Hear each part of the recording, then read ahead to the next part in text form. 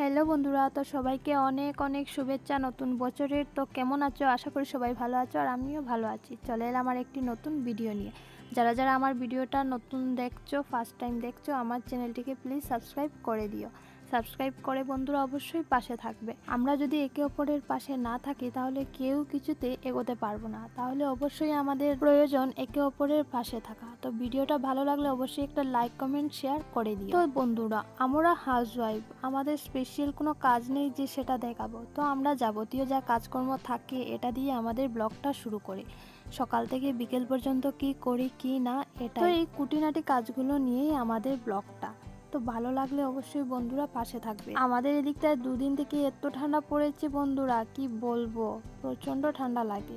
এতদিন ঠান্ডাটা কিছু কম লাগছিল, কিন্তু এই দুদিন থেকে তো হাত পা একদম কি বলবো ঠান্ডা হয়ে যায়। আর সকালে উঠে তো কাজ করার ঝামেলাটা আর কি বলবো, রাত্রিবেলা করে রাখতে পারি না, সুবিধা নেই, আর সকালবেলা উঠেই করতে হয়। আর এত জলগুলো এত ঠান্ডা হয়ে যায়, হাতটা দিলে মনে হয় হাতটা মনে হয় এই মনে কেটে যাবে, এরকম মনে হয়। একটা জিনিস বন্ধুরা, এই বৃষ্টির দিন থেকে না আমি বরং ঠান্ডার দিনটা খুবই ভালো লাগে, আমার খুবই ভালোবাসি এই ঠান্ডার দিনটাকে। একটু ঠান্ডা লাগে, কি বলবো, সর্দি কাশি এইসব তো থাকবেই, কারণ ঠান্ডা লাগলে তো এইসব হবেই।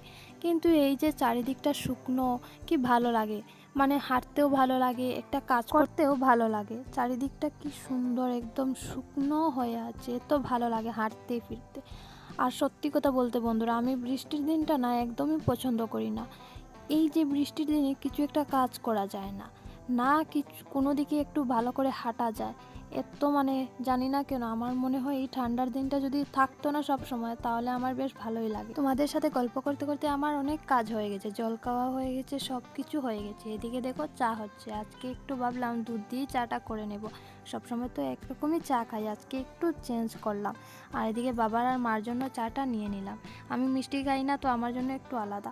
চাটা খেয়েই এদিকে মাছালা এসেছে, তো বাবা গিয়ে মাছ রাখলেন।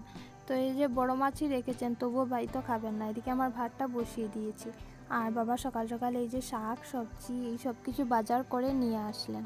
তো শাকগুলো এত তাজা তাজা, দেখেই অনেক ভালো লাগছে। তো এদিকে দেখলাম অনেকগুলো সবজি নিয়ে আসলেন, এই যে ফুলকপি, বাঁধাকপি, একদম লোকাল বেগুন টেগুন নিয়ে আসলেন। তো ভাবলাম একসঙ্গে গুছিয়ে রেখে দিই, আর ঝুড়িটা হয়ে গেছে ছোটো সবজির। তো এদিকে সবজিগুলো জায়গা হচ্ছে না, তো ঠিকঠাক করে তবুও গুছিয়ে গাছিয়ে রেখে দিয়েছি। সঙ্গে মূলাও আনলেন, আর দেশি আলু নিয়ে এসেছেন। এখন তো দেশি আলু বেরিয়ে পড়েছে সব দিকে, তো দেশি আলুও আনলেন। আর ওনাদের তো পান ছাড়া চলে না, তো পানটা তো নিয়ে আসতেই হবে। আর এদিকে অর্ধেক ছিল বাঁধাকপি, আর সঙ্গে থুর তোমাদের দাদাভাই এনেছিল, আর এদিকে শিম। তো সব কিছু একসঙ্গে গুছগাছ করে রেখে দিলাম ঠিক করে। আর ক্যারিটা দেখে ভাবছিলাম আমি 12 মজা হবে বা অন্য কিছু, পরে দেখলাম বাবা এই জিনিসটা নিয়ে আসলেন, নামটা আমি জানি না। তো আজকে দেখলাম আরও অনেকগুলো নিয়ে আসলেন, এখান থেকে আমি এক পিস নিয়ে নিলাম, নিয়ে খেয়ে নিলাম। বেশি খাওয়া যায় না, এত পরিমাণে মিষ্টি বন্ধুরা, কি বলবো, তোমরা যারা দেখেছো বা খেয়েছো তারা জানো। তো মা এই যে শাকগুলো কেটে দিলেন, তো শাকগুলো ধুয়ে নেব, শাক বানাবো। শাক তো একদম তাজা তাজা শাক, তো শাক করব। আর সকাল সকাল মুখ টুক ধোয়ার পর ঠোঁটগুলো কিরকম টানছে, তো একটু লিপ বাম লাগিয়ে নিলাম, কাজে লেগে পড়লাম। শাকগুলো বাইরে থেকে 2-3 বার ভালো করে ধুয়ে এনেছি, ঘরে এনে আরেকবার ধুয়ে নিচ্ছি ভালো করে। আর এদিকে এই যে শাকটা বসাচ্ছি, ভাত এদিকে হচ্ছে, তো এদিকে শাকটা তো 2 চুলায় রান্না করলে কি হবে, তাড়াতাড়ি হয়ে যাবে। আর এখনের তো জানো ঠান্ডার সময় দিনের বেলাটা খুব ছোটো থাকে, এদিকে কাজ করা যায় না। আর এদিকে আবার যেদিন জল আসে এত ঝামেলা লাগে বন্ধুরা, কি বলবো, এদিকে জল উঠাবো ঘরে, না এদিকে রান্না করব, না এদিকে ঘরের একটা কাজ করব, এত ঝামেলা পড়ে যায়। তো কি করবে, সামাল তো দিতেই হবে। তো এটা তো যারা সামাল দেয় তারাই জানে, এই ছোটো দিনের বেলাতে ঘরের বউরাই জানে সকালবেলা কি ঝামেলা যায় ওদের মাথার উপর দিয়ে। কিন্তু কিচ্ছু করার নেই, ওদের মানিয়ে নিতেই হবে। সেটা কিন্তু ঘরের ছেলে মানুষ বলো, এরা কিন্তু বুঝবে না, এরা কিন্তু মনে করবে আমরা কি করি, কিন্তু এই যে কাজগুলো, এই কাজগুলো করতেই না বেলাটা একদম দৌড়য়, তা কি বলবো। তো এদিকে বসলাম সবজি কাটতে, এদিকে আমার ভাত হচ্ছে, শাক হচ্ছে, আর এদিকে বসে বসে আমি সবজি কাটছি।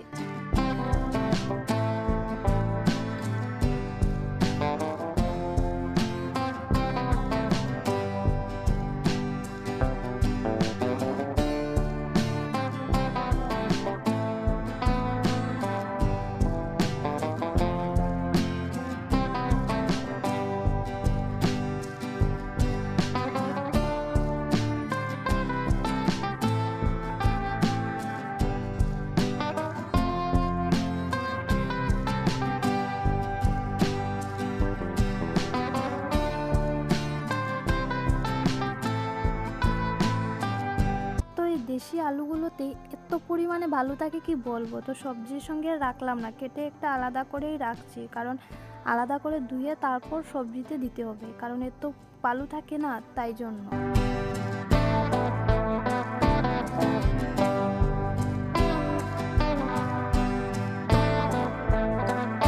তো সবজিগুলো কেটে ভালো করে ধুয়ে নিচ্ছি, 2-3 বার করে ধুয়ে নিলাম।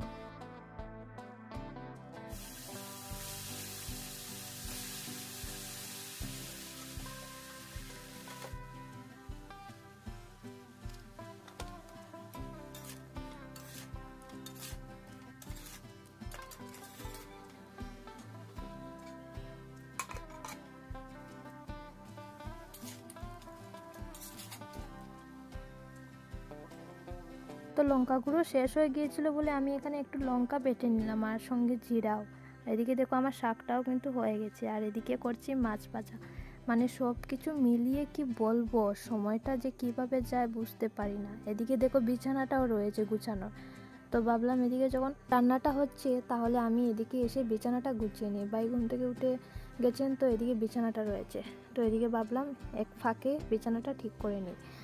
আর এই শীতের দিনে বিছানাটা ঠিক করা, বুঝতেই পারছো কি বলবো, একটা সমস্যা। আমার তো মনে হয় যে কি বলবো, এই যে ব্ল্যাঙ্কেট, ল্যাপ, এইগুলো গুছগাছা করা, তারপর বিছানাটা ঠিক করা, এখানেই চলে যায় কত সময়। কিন্তু ঠিক না করলেও তো দেখতে ভালো লাগবে না, তো গুছগাছ করেই রাখতে হবে। তো এই যে সুন্দর করে বিছানাটা ঠিক করে নিলাম, বিছানাটা ঠিক করে আবার চলে গেলাম রান্না করে। আর আমাদের সবজি বাগান থেকে তাজা তাজা ধনেপাতা নিয়ে এসেছি। ধনেপাতাগুলো বড় বড় হয়ে গেছে, তো এখন দেখতে বেশ ভালো লাগছে না, কিন্তু যখন ছোটো ছোটো ছিল বেশ ভালো লাগতো। তো এই যে এনে এগুলো একবার বেছে নিচ্ছি। এদিকে আমার তরকারিটাও হয়ে গেছে, আর এবার শুধু ধনেপাতাগুলো দেবো। এই যে ধনেপাতা ধুয়ে রেখেছি। আর এদিকে আমার জন্য করছি ডিম সেদ্ধ, বাইরের জন্য করেছিলাম ম্যাগি, তো কড়াইয়ে ডিম সিদ্ধ করে নিচ্ছি। তো এদিকে ভাবলাম ডিম সিদ্ধটা হোক, আর আমি এদিকে রান্নাবান্না শেষ, তো গ্যাসের চুলাটা মুছে নেই, এতটা নোংরা হয়নি, তো ভাবলাম একবার ভালো করে মুছে নেই।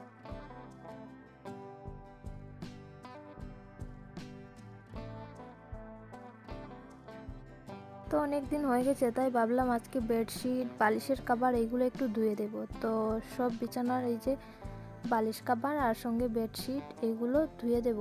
তো এই যে খুলে নিচ্ছি কভারগুলো, আর কিছু জমানো আছে, আগে খুলে রেখেছিলাম, সেইগুলোও নিয়ে নিলাম। অনেকগুলো কাপড় হয়ে গেছে। আর এইদিকে এই যে ঘরটা ঝাড়ু দিচ্ছি। আর এই ঠান্ডার সময় কি বাতাস দিচ্ছে দেখতে পাচ্ছ, গরমের সময় একটু বাতাস পাওয়া যায় না, যত বলি একটু বাতাস চাই তখন আর পাই না, কিন্তু এখন না চাইতেই মানে বাতাসটা হচ্ছে। কি একটা যে সমস্যা, ঠান্ডার সময় বাতাস, এই দেখো পর্দাটা মনে হয় উড়িয়ে নিয়েই যাবে, এরকমই লাগছে দেখে।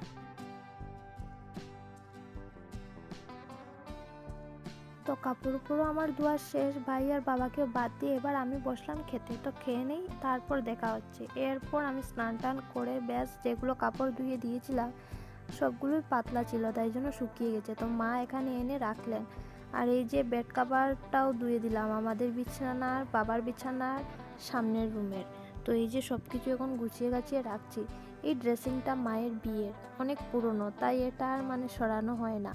পুরনো হলেও পুরনোর জিনিসের তো একটা মায়া থাকে, সেই জন্য আর এটা মানে আয়নাটা নেই, তবুও এটা রাখা হয়েছে, কারণ অনেক আগের তো, তাই জন্য। তো এটার মধ্যে তেমন কিছু থাকে না, এই টুকটাক কিছু থাকে, বাবার যা লাগে এই সামনে এই সব কিছু রাখা থাকে, তাই জন্য এই তেল এই সব কিছু এখানেই থাকে। আর এদিকে এই যে আমি এই জিনিসটা খাচ্ছি, কি নাম আমি সেটাও জানি না। তারপর বিকেল টাইমে বসে আমাদের পাশের ঘরের কাকিমণি একজনের একটা কাপড় দিয়েছেন, ঠাকুরঘরের একটা চান্দুয়া করে দেব। তো এই যে সেলাই করছি, মানে বাকি আছে এই ফুলটা শুধু সেলাই করব, আর পুরোটা এই যে ফাইনালি পুরো সন্ধ্যা, বিকেল থেকে বসে সন্ধ্যা পর্যন্ত সেলাই করে ফাইনালি এই যে কমপ্লিট হলো। তো আমার তো ভালো লেগেছে, তোমাদের কেমন লাগলো অবশ্যই বলবে। কিন্তু সেলাই করতে আমার হাতে উতে একদম ব্যথা হয়ে গেছে বন্ধুরা, কি বলবো। আর বন্ধুরা কোনো কাজই ছোটো নয়, সব কাজেই অনেক কষ্ট আছে। তো তোমাদের কেমন লাগলো অবশ্যই বলবে।